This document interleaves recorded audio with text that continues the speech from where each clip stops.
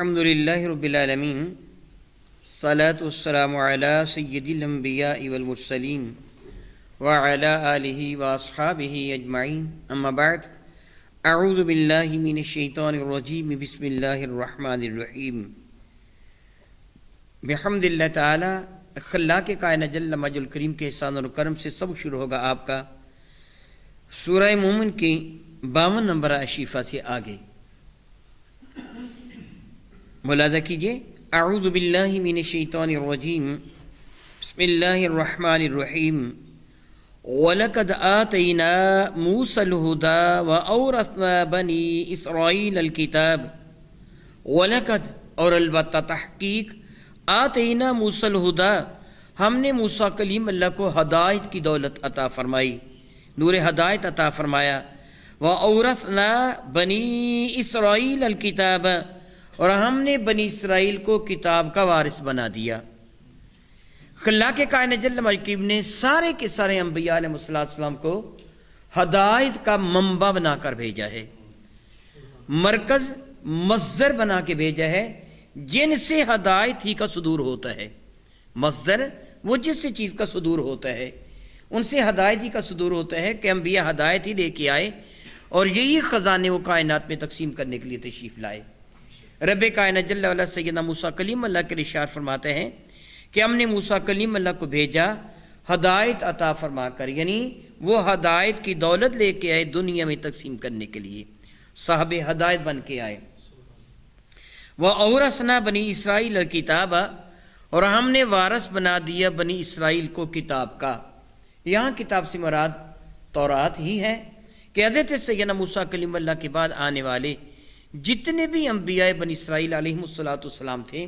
وہ سارے کے سارے تورات کے مبلغ بن کے آئے ہیں، تورات کی تبلیغ بن کے آئے ہیں، مبلغ بن کے آئے ہیں، تورات کی تبلیغ فرمایا کرتے تھے۔ میرے اور آپ کے کریم آقا علیہ السلام کو ارشاد گرامی قدر کے علماء امتی کا انبیاء بنی اسرائیل اسی اعتبار سے ہے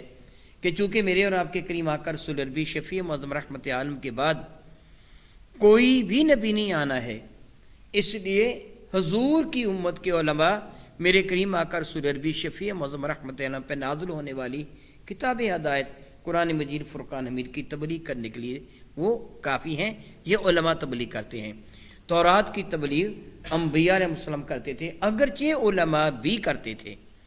علماء بنی اسرائیل بھی تورات کی تبلیغ کرتے تھے، لیکن اصل منصب انبیاء کا تھا، ان کے ماتحت پھر علماء کا،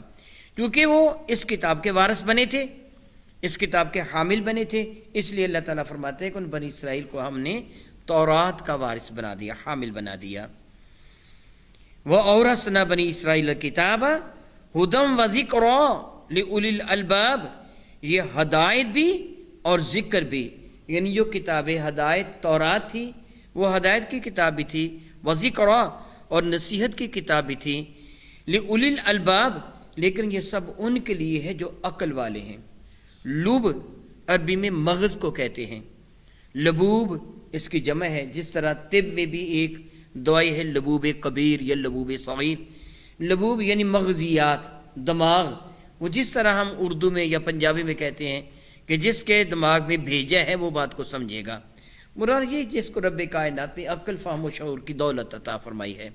تو خلاق کائنات فرماتا ہے وہ کتاب ہدایت بھی تھی اور نصیحت بھی ان لوگوں کے لیے جو عقل والے ہیں، کیونکہ مدینہ طیبہ میں عمومی طور پر یہودی پائے جاتے تھے اور کچھ عیسائی بھی، عموماً بنی اسرائیل کو درمیان میں جو خطاب کر دیا جاتا ہے، یہ ذکر ہو رہا تھا رب کائنات جل مجد کی جانب سے ان لوگوں کے لیے کہ جو جہنمی ہیں، درمیان میں اب بنی اسرائیل کا تذکرہ بھی آ گیا کہ موسیٰ کلیم اللہ بھی کتاب ہدایت لے کے آئے تھے اور بنی اسرائیل کو اس کا وارث بنایا گیا تھا، مگر معاذ اللہ تعالیٰ انہوں نے حق کے وراثت ادا نہ کیا کہ کتاب میں تحریف کر دی، کمی بیشی کر دی، بگاڑ دیا کتاب کو۔ اصل جو واقعات و حالات تھے، پیسے لے کر یعنی درہم و دینار لے کر، دولت لے کر، مال لے کر، سونا چاندی لے کر اس میں تغیر کر دیا، اس میں تبدیلی کر دی۔ خلاق کائنات جل وعلا میرے کریم آقا تاجدار ارب شفیع معظم رحمت عالم کو یہ درمیان میں ایک واقعہ ارشاد فرما رہا ہے، فاصبر صبر کیجئے، ان وعد اللہ حق اس پہ شک نہیں کہ اللہ کا وعدہ سچا ہے۔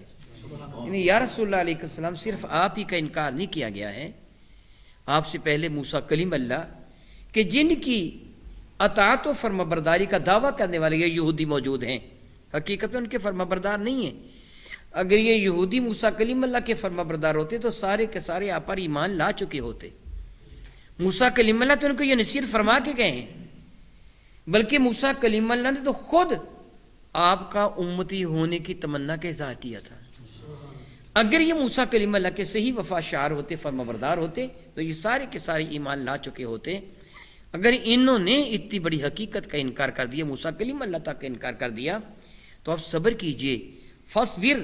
إِنَّ وَعْدَ اللَّهِ حَقٌّ، پس آپ صبر فرمائیے، بے شک اللہ تعالیٰ کا وعدہ سچا ہے۔ وَاسْتَغْفِرْ لِذَنبِكَ، اور استغفار فرمائیے اپنے ذنب پر۔ ذنب کے بہت سارے معانی ہیں، گناہ کو بھی ذنب کہا جاتا ہے، دم کو بھی ذنب کہا جاتا ہے، اور الزام کو بھی ذنب کہا جاتا ہے۔ مفسرین کرام فرماتے ہیں یہاں رب کائنات جل وعلا کی جانب سے یہ ارشاد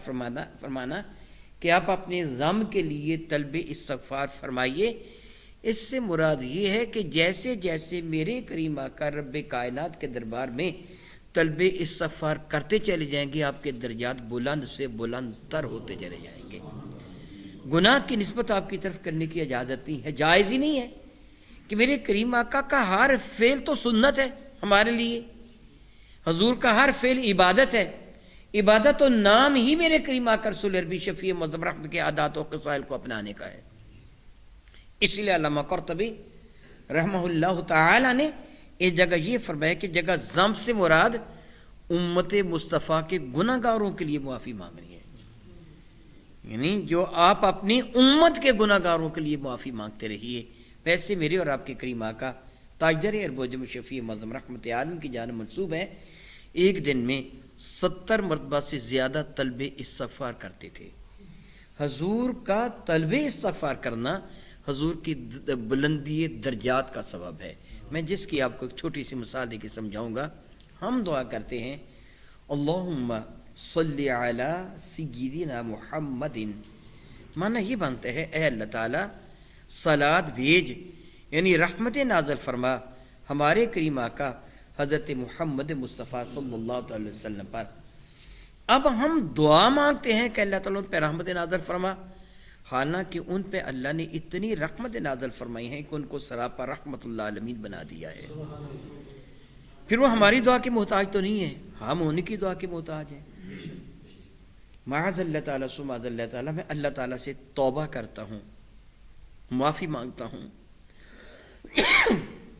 یہ سفارش کرنا ہے، میں کسی کی سفارش کروں اللہ تعالیٰ فلاں کو معاف کر دے، فلاں پہ رحمت نازل فرما دے، میں سفارش کروں اللہ کے دربار میں، تو میں سفارش اپنے سے چھوٹے کے لیے کروں گا، اپنے سے بڑے کے لیے نہیں، بلکہ میرا بڑا مجھ چھوٹے کے لیے سفارش کرے گا، میں چھوٹا اپنے بڑے کے لیے سفارش نہیں کروں گا۔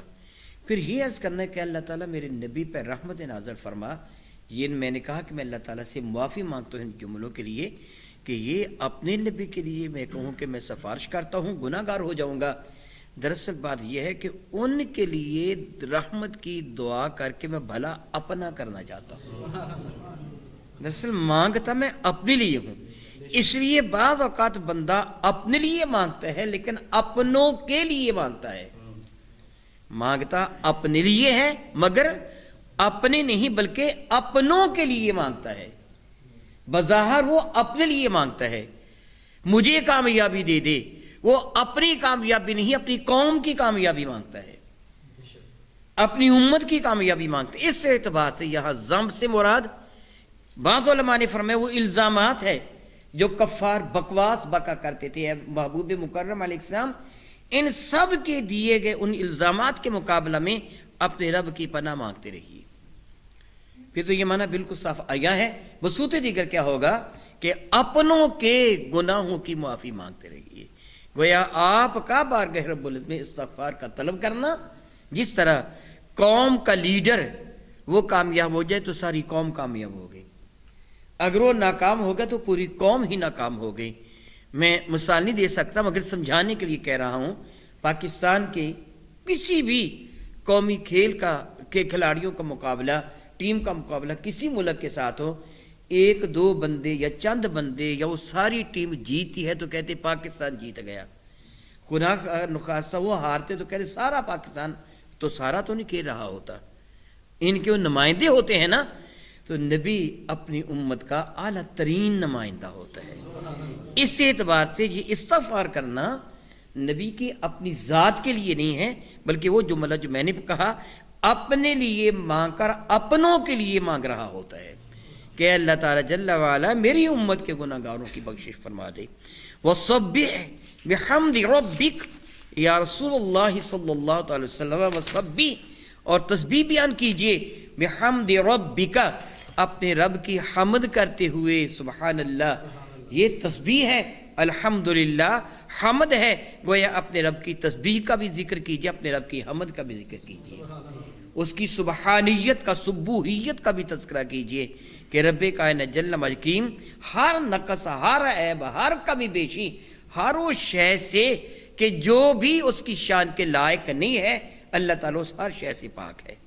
اور حمد کہ جو بھی خوبیاں ہیں کائنات کی، سب خوبیوں کا مالک وہی رب کائنات ہے.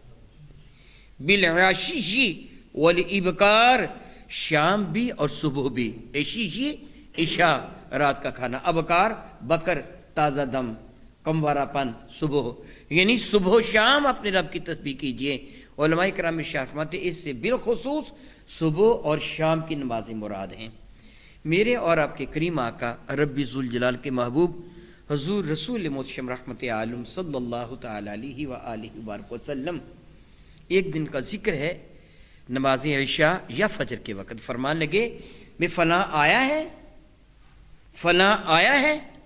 عرض کیا گیا یا رسول اللہ علیہ وسلم وہ بھی نہیں، وہ بھی نہیں. میرے اور آپ کے کریم آقا رسول عربی شفیع معظم رحمت عالم فرمایا معاذ اللہ معاذ اللہ معاذ اللہ، فرمایا یہ دو نمازیں منافقین پر بہت بھاری ہیں، اگر ان کو پتہ ہوتا ان نمازوں کا اجر کیا ہے تو چل نہ سکتے تو زمین پر گھسڑتے ہوئے آتے. نماز عشاء اور نماز فجر کے لیے بالخصوص ان دو نمازوں کا تذکرہ، چونکہ ان اوقات میں شام کو انسان مصروف ہوتا ہے کھانا وغیرہ کھانے میں، نیند کے لیے، دوستوں کی محفل میں. فجر کے وقت بھی نیند کی وجہ سے اٹھنا اس کا کچھ مشکل ہوتا ہے.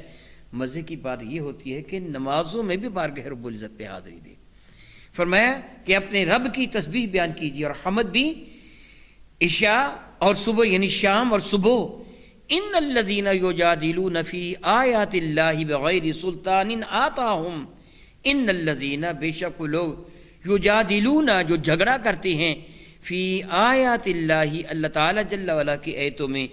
بغیر سلطان آتاہم بغیر اس دلیل کے کہ جن کو عطا کی گئی ہو، یعنی ان کے پاس کوئی بھی دلیل نہیں ہے. ان فی صدورہم الا کبر ما ہم ببالغیہ، اس پہ شک نہیں کہ ان کے دلوں میں ایک بڑائی کا معاذ اللہ تعالیٰ سبحان اللہ تعالیٰ وہ ایک بڑائی کی خواہش ہے، ان کے دلوں میں وہ چیز چھپی ہوئی ہے جو یہ چاہتے ہیں کہ ہم بڑے ہو جاتے ہیں. ان فی صدورہم ان کے دلوں میں نہیں ہے الا کبرن مگر اپنا وہ غرور، تکبر، اپنی بڑائی، ہم ما ہم ببالغیہ وہ جس کو یہ پا نہیں سکے وہ ان کے دلوں میں پائی جاتی ہے. جس طرح میرے اور آپ کے کریم آقا تاجدار ارب و جم شفیع معظم رحمت عالم صلی اللہ تعالی وسلم مدینہ طیبہ میں تشریف لے گئے تھے، اور جب میرے کریم آقا صلی اللہ علیہ وسلم مدینہ طیبہ میں جلوہ فرما ہوئے تو اس سے پہلے اہل مدینہ نے، اس وقت وہ یثرب تھا، مدینہ طیبہ تو میرے کریم آقا کے تشریف آوری کے بعد وہ ہوا نا. اس وقت جو اہل یثرب تھے انہوں نے بالاتفاق اپنا ایک سردار بنانے کا پروگرام ترتیب دیا تھا کہ ہم اپنے شہر کا کسی کو سردار بنا لیتے ہیں، گویا پھر ایک حکومت ہوگی اور اس کے تحت ہم اپنے اس شہر میں تہذیب و تمدن کا وہ رواج دیں گے کہ جس کے تحت دوسرے لوگ بھی ہماری پیروی کریں گے. اس مقصد کے لیے انہوں نے بالاتفاق عبداللہ بن ابی کا چناؤ کیا تھا اور اس کی تاج پوشی کے لیے سونار تاج بھی بنا رہا تھا، بلکہ بن چکا تھا یا آخری مرحلے میں تھا کہ میرے آقا تشریف لے گئے. جب میرے نبی تشریف لے گئے تو پھر اس کی سرداری کا معاملہ کھٹائی میں پڑ گیا، کیونکہ اس کو سارے کے سارے لوگ اپنا سردار ماننے کے لیے تیار تھے، اس کی عزت کرتے تھے، اس لیے اس نے اپنی جعلی عزت کی حفاظت کی خاطر میرے نبی کا کلمہ طیبہ تو پڑھ لیا کہ سب نے پڑھ لیے، اب مجبوراً مجھے بھی پڑھنا پڑے گا، مگر ان کے دل میں وہ خباثت تھی کہ میں چودھری کیوں نہیں بنا، میری چودراہٹ کدھر گئی۔ کافر اپنی چودراہٹ کے لیے ابو جہل لعین نے بھی کبھی کہا تھا، جب اپنے یاروں میں بیٹھے، ولید بن مغیرہ وغیرہ، عتبہ وغیرہ کے اندر بیٹھے ہوئے، انہوں نے باہم گفتگو کرتے یہ کہا تھا میرے نبی کے بارے میں صلی اللہ علیہ وسلم کہ وہ جھوٹے تو ہیں نہیں، پھر بھی ہم ان کی مخالفت کرتے ہیں۔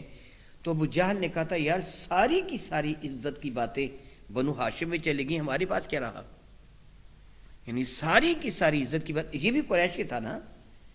یہ بنو عدی سے تھا نا، ابو جہل لعین یہ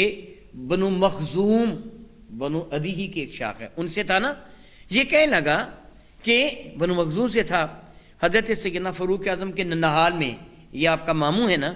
کہنے لگا کہ سارے کے سارے جو فضائل تھے، حرم کعبہ کی تولیت، کہ وہاں آنے والے حاجیوں کو سنبھالنا، ولی بننا حرم کعبہ کا، حرم کعبہ کی جو ولایت تولیت ہے، ولایت ہے، وہ بھی بنو ہاشم کے پاس، حاجیوں کا کھانا کھلانا بھی بنو ہاشم کے پاس، سقایا پانی پلانا بھی بنو ہاشم کے پاس، زمزم کا کنواں بھی عبد المطلب ان کے بنو ہاشم کے پاس، وہ ساری سردار کی باتیں ان کے پاس، ہمارے پاس کیا رہا؟ نبوت بھی ان کے پاس ہی۔ دراصل تعصب اور ضد تھی کہ ہمیں عظمت کیوں میسر نہیں آئی، ہمیں چودراہٹ کیوں نہیں ملی۔ یہ جھگڑا چودراہٹ کا تھا، حقیقت کا انکار اسی بنا پہ کیا جاتا تھا، حقیقت کو سمجھتے تھے، اس لیے کہا کرتے تھے لا تسمعوا لہذا القرآن، قرآن کو سنو ہی نہیں۔ اور کئی مرتبہ ایسے بھی ہوا تھا، بلکہ ایک مرتبہ ایک دوسرے یہ کافر کہتے تھے ان کی باتیں سننا، مگر رات کو چھپ کر ابو جہل بھی سن رہا تھا، ولید بن مغیرہ بھی سن رہا تھا، دوسرے کافر بھی چھپ چھپ کے میرے نبی کی باتوں کو سنتے تھے۔ اللہ للانی کہتے تھے یہ بات جو کہتے ہیں سچ کہتے ہیں۔ عتبہ کبھی میرے نبی کے دربار میں آیا تھا، اور آیا اس مقصد کے لیے تھا کہ میرے کریم آقا کو سمجھائیں، لیکن میرے کریم آقا نے جب قرآن کریم کی آیات مبارکہ کی تلاوت کی جس میں عذاب الہیہ کا تذکرہ بھی تھا، اس سے میرے نبی کے منہ پہ ہاتھ رکھ دیا تھا اور واپس جا کر اس سے کہا تھا لوگوں خدا کی قسم ان کو کچھ نہ کہو، میں ڈر گیا تھا کہ اگر ان کے منہ سے تم پر عذاب کے لیے جملے نکل جاتے تو اللہ کا عذاب تم پہ آ جاتا۔ تم جانتے اس نے کبھی جھوٹ نہیں بولا ہے، ویسے ہو جاتا جو کہتا۔ آپ جانتے ہیں کہ ابو لہب کوئی بیٹے کو میرے کریم آقا کی زبانی وہی ترجمان سے ایک بددعائیہ جملہ نکلا تھا، اللہم صلی علیہ قلب من کلابک، تو اسے یقین تھا کہ میرے بیٹے کو کوئی شیر پھاڑ کھائے گا، جن کی زبان سے کبھی جھوٹ نکلا نہیں ہے۔ وہ جانتے تھے، ان کے علم میں تھا، مگر ان کو اپنی چودراہٹ کی فکر تھی، خواہ وہ یہودی تھے، خواہ مدینہ طیبہ کے باشندہ تھے کافر، یا پھر وہ مکہ مکرمہ کے باشندے، اکثریت ایسی تھی جو میرے نبی کی سچائی کے معترف تھے، لیکن کہتے یہ تھے کہ چودراہٹ ان کو مل گئی، ہمیں کیا ملا؟ معاذ اللہ تعالیٰ۔ رب کریم ارشاد فرماتے ہیں ان فی صدورہم الا کبر، ان کے دلوں میں ایک چودراہٹ کا وہ خیال ہے، وہ تڑپ ہے ان کے دلوں میں جو چودراہٹ کی ہوس ہے، ماہم ببالغہ، جس کو یہ پا نہیں سکتے۔ سبحان اللہ، سورج کی موجودگی میں ان ذلیل لوگوں کی جرت کیا ہے، میں ان کو چراغ بھی نہیں کہہ سکتا، چراغ کی تو روشنی ہوتی ہے نا، میں سورج کی موجودگی میں چراغ نہیں کہہ سکتا، چراغ کی روشنی ہوتی ہے، کافر کی روشنی کیا، وہ تو ہے ہی اندھیر، وہ تو ہے ہی ظلمت۔ ان کی جرت پھر کیا تھی ان گندے کیڑوں کی کہ آفتاب نبوت کے سامنے وہ سر اٹھاتے، یہ پا ہی نہیں سکتے اس چیز کو۔ فاستعذ باللہ، سبحان اللہ، اللہ فرماتا اب ان کے مقابلے میں اپنے رب کی پناہ میں آ جائیے، یہ آپ کا کیا بگاڑ سکیں گے، یہ ڈھینگے مارنے والے، یہ بکواس بکنے والے کیا بگاڑ سکیں گے۔ صاحب تفسیر مظہری نے اس جگہ طویل گفتگو فرمائی ہے، وہ یہ فرماتے ہیں کہ بارگاہ ساتھ آپ صلی اللہ علیہ وسلم میں یہودی آئے تھے، اور یہودیوں نے دجال کا تذکرہ کیا تھا، اور دجال کے بارے میں آپ قبل ازیں متعدد مرتبہ سن چکے ہیں اور تفصیل کے ساتھ سن چکے ہیں۔ دجال کا ذکر کیا تھا اور کہا تھا دجال ہم میں سے ہوگا، اور وہ آئے گا ایسے ایسے کر کے کرے گا۔ ان کا خیال تھا شاید ہمارے اندر دجال کا ہونا ہمارے لیے دلیل عظمت ہے، حالانکہ اس کافر دجال لعین کا کسی قوم میں ہونا ان کی ذلت کی گواہی ہے، دلیل عظمت نہیں ہے۔ میرے اور آپ کے آقا رسول مشرف رحمت عالم نے دجال کا تفصیل کے ساتھ صحابہ کرام کے سامنے ذکر فرمایا اور فرمانے لگے مجھے سب سے زیادہ خطرہ اپنی امت کے لیے دجال لعینی کے فتنے کا ہے، کیونکہ وہ خبیث ایسے شعبے دکھائے گا کہ کچھا بھلا ایک سمجھدار انسان بھی اس کے دو میں آ جانے کے لیے معاذ اللہ تعالیٰ سبحان اللہ تعالیٰ آ جانے کے لیے وہ معاذ اللہ خطرہ ہوگا کہ یہ بھی اس کے دو فریب میں نہ آ جائے، ایک اچھا بھلا وہ بھی معاذ اللہ تعالیٰ جس طرح میرے کریم آقا نے اشارہ میں اس کے ساتھ ایک اعتبار سے یوں معلوم ہو رہا ہے جس طرح جنت ہے، یوں معلوم ہو رہا ہے جس طرح جہنم ہے۔ یہ حدیث بارکہ صحیح بخاری اور مسلم کی وہ اپنے ساتھ جنت اور جہنم کو لیے پھرے گا، اور جس کو لوگ جنت سمجھیں گے وہ جہنم ہوگی، جس کو جہنم سمجھے گے وہ جنت ہوگی۔ میرے کریم نے فرمایا تھا جو آگ بھڑکائے گا تو اس پہ چھلانگ لگا دینا، یہ حقیقت میں جنت ہوگی، یہ جہنم نہیں ہوگی۔ وہ عجیب و غریب قسم کے شعبے دکھایا گیا، جس طرح آپ قبل ازیں کئی مرتبہ سن چکے ہیں کہ ایک مومن ہوگا جس کو وہ شہید کرے گا، اس کے جسم کے ٹکڑے ٹکڑے کرے گا، پھر حکم دے گا زندہ ہو جانے کو، وہ زندہ ہو جائے گا اور سچ مچ زندہ ہو جائے گا۔ یہ اللہ تعالیٰ کی شان بے نیازی کہ اللہ تعالیٰ اس کو اتنا اختیار دیا ہوگا۔ کبھی وہ شعبہ بازی دکھائے گا جس طرح میرے اور آپ کے کریم آقا رسول عربی شفیع معظم رحمت عالم کے ارشاد گرامی قدر کا مفہوم بنتے ہیں، وہ لوگوں کو کہے گا کہ میں اللہ ہوں۔ پھر میرے نبی نے یہ بھی فرمایا کہ تمہارا رب سبحان ہے، یعنی تمہارا رب سبحان ہے، دجال کانا ہے، معاذ اللہ معاذ اللہ۔ اب یہ میں جملہ اپنے رب کی شان کے لیے جملہ نہیں بھی کہہ سکتا، تمہارا رب سبحان ہے، دجال کانا ہے، اور اس کی پیشانی پہ لفظ کافر لکھا ہوگا، جو ہر ایمان والا پڑھ لے گا، خواہ وہ پڑھا لکھا تھا یا ان پڑھ تھا، بغیر اس چیز کے کوئی ان پڑھ تھا یا پڑھا لکھا تھا، پہچانے گا، ہر ایمان والا دیکھ کے پہچانے گا یہ کافر ہے، اس کی پیشانی پہ لکھا ہوگا، گدھے پر سوار ہوگا، اس کی ایک آنکھ میں اس طرح ہوگا جس طرح انگور ہوتا ہے پھول ایسا، اس طرح ابری ہوئی اس کی آنکھ ہوگی، اور وہ خبیث کہے گا میں رب ہوں۔ لوگ کہیں گے تو رب نہیں ہے، وہ کہے گا چاہو تو میں تمہارے آباء و اجداد کو جو مر چکے ہیں ان کو زندہ کر کے تمہیں دکھا دیتا ہوں۔ بندہ کہے گا وہ کب زندہ ہوں گے؟ وہ کہے گا بھی زندہ کر دیتا ہوں، تیرے ابا کو، تیرے دادا پردادا کو مرے کتنا عرصہ ہوا، تیرے نانا پردانا کو مرے کتنا عرصہ ہوا، کہے گا اتنا عرصہ ہوا، وہ حکم دے گا اس کا دادا فلاں بن فلاں اٹھ کے کھڑا ہو جائے، زمین سے اس کے دادے کی شکل نکل آئے گی، اس کے نانے کی شکل، وہ مرے ہوئے وہ اس کے سامنے کھڑے ہو جائیں گے، کہیں گے ہاں ہاں مان لے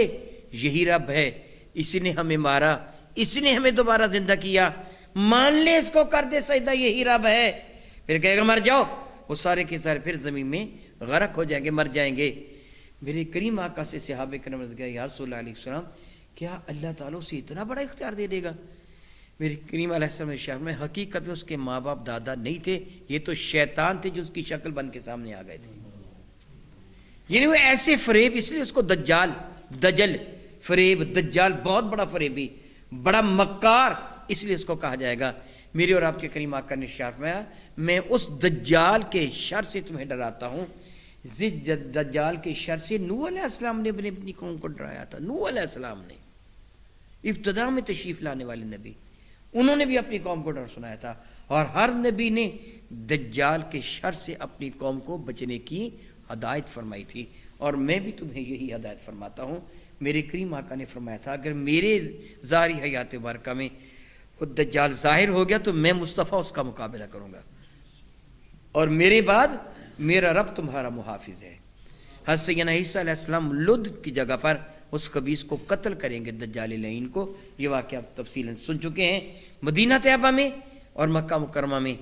دجال داخل نہیں ہو سکے گا، حد حرم سے باہر رہے گا، البتہ یہاں زلزلہ سا آئے گا، اور جس کے نتیجہ میں وہ بد نصیب جنہوں نے دجال لعین کے ساتھ وابستہ ہونا ہوگا، مکہ مکرمہ مدینہ طیبہ سے نکل دوڑیں گے، باہر چلے جائیں گے، باہر دجال ہوگا اور وہ اس کے جال میں پھنس جائیں گے۔ یہ خبیث مدینہ طیبہ یا مکہ مکرمہ میں اس لیے نہیں آئے گا کہ اللہ تعالیٰ نے مکہ مکرمہ اور مدینہ طیبہ پر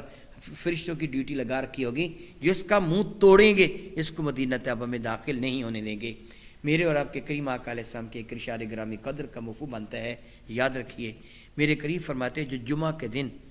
سورہ کہف کی تلاوت کر لیتے. ایک روایت کے مطابق ابتدائی 3 آیات مبارکہ اور آخری 3 آیات مبارکہ، ایک روایت میں 10 آیات مبارکہ ہیں، پوری ہی کر لیں. جو جمعہ کے دن سورہ کہف کی تلاوت کر لیتا ہے،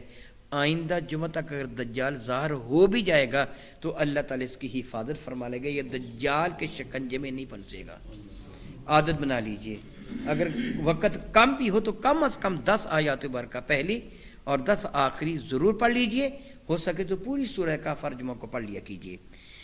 تو صاحب تفسیر مظہری نے فرمایا اس جگہ یہودی جو جھگڑا کرتے تھے وہ دجال کے بارے میں کرتے تھے، یہ آیہ مبارکہ ان کے لیے نازل ہوئی ہے. واللہ تعالی عالم علمہ اتم. رب کریم فرماتا فاستعذ باللہ، اللہ تعالی جل وعلا کی پناہ مانگیے. تو فرماتے صاحب تفسیر مظہری سے یہی مراد ہے کہ اپنی امت کو یہ ترغیب دیجئے کہ وہ اللہ تعالیٰ سے اس دجال کے مقابلے میں پناہ طلب کرتی رہے. انہو هو السمیع البصیر، بے شک اللہ تعالیٰ جل وعلا سننے والا بھی ہے اور ملاحظہ فرمانے والا بھی. میرے کریم آقا کو ارشاد گرامی قدر جو میں پہلے بھی بتا چکا ہوں کہ میرے کریم فرماتے ہیں پھر میرا اللہ میری امت کا حامی و ناصر ہوگا اس دجال لعین کے مقابلے میں. ہم اللہ تعالیٰ جل وعلا کے حضور اس خبیث کے مقابلہ میں پناہ مانگتے ہیں. اعوذ بکلمات اللہ تامات من شر ما خلق، او کما قال اللہ تبارک و تعالی، واللہ تعالی اعلم باسرار کتاب.